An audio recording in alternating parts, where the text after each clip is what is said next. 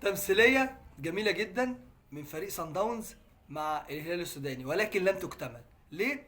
الكاف اتصل بيهم تقريبا ما بين الشوطين، فقال لهم الشكل العام كده بيقول ان ده متخاذلين مع بعض. فمراقب المباراه تقريبا اداهم كلمتين ما بين الشوطين، فراح الناس نازله قايل لك ايه، يلا بينا نلعب كوره بقى، لان الشوط الاولاني كله تقريبا كان الهلال السوداني افضل بكتير، رغم ان الاستحواذ كان لصن داونز، ولكن الهجمات المرتده كانت خطيره جدا، وبيروحوا انفرادات من نص الملعب.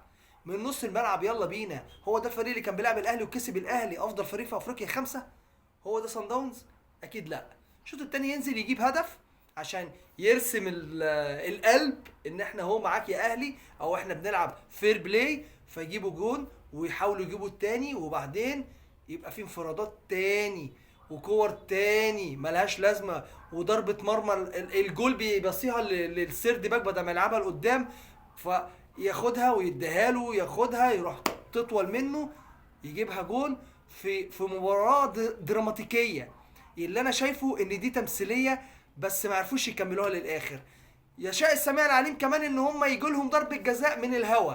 ضربه جزاء الراجل واقف في الاوفسايد بقاله تقريبا، يعني بيجري وواقف في الاوفسايد بياردتين ياردتين، وفي الاخر حسب ضربه جزاء. وبعد ما حسب ضربه الجزاء يشاء السميع العليم ان الجون يصدها. هو تقريبا حاول يصالح الناس او ياكد للكاف ومراقب المباراه ان انا اهو، انا مش سايب المباراه، وان دي كانت غلطه مني، عشان كده جابت ضربه الجزاء. وعشان خاطر هي تمثيليه، فربك كريم وقف جنب النادي الاهلي. بيدي لا بيدي عمرو. يا ريت يا اهلي بقى كل اللعيبه تكون على قلب رجل واحد، ونشوف بقى الزول ده لما يجي لنا هنا نديله كده 3 4 5 6.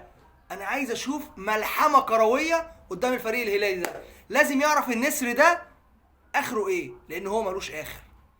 اللي بيشوفني لغايه دلوقتي اشترك في القناه وفعل الجرس. كان معاك اخوك محمد الصيفي من ملعب الهداف. احبكم في الله. ان شاء الله انتظروا مني فيديوهات جايه كتير جدا عن النادي الاهلي في دوري ابطال افريقيا وفي كاس الرابطه وفي دوري المصري. السلام عليكم.